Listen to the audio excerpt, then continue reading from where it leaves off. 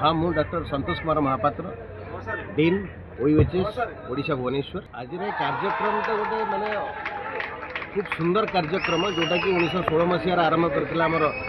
जो स्टूडेंट्स माने all students माने बीपीओटी फार्मेसी स्टूडेंट्स एसोसिएशन आज तार प्रति वर्ष तार सफल प्रमाण से दे पारती ये जो फील्ड रे क्रिकेट माध्यम रे आ एई वर्ष आमर जोड़े कार्यक्रम रही जोटा कि जेहेतु बीपीयूटी आम ओडिशा यूनिवर्सिटी हेल्थ साइंस को पलि आसी लोगो भी एथरक चेंज होती प्रथम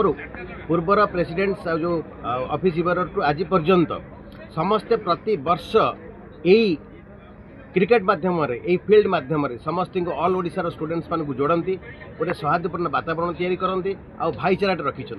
केतोटी कॉलेज रो पार्टिसिपेट करछंती हमरो 16टा कॉलेज रो ओडिसा रो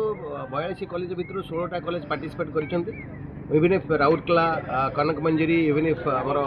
गुणपुर आछि बहुत दूर रो कॉलेज माने सब आसी ए जगह रे समस्त अछंती केते दिन धरि चलिबो 3 दिन धरि चलिबो आज काली और परदिन आज हो इनागुरेशन और 2-3 दिन पर हमरो परदिन जो अछि सेटा तार फाइनल वैलिडिटी सेशन अछि सती कर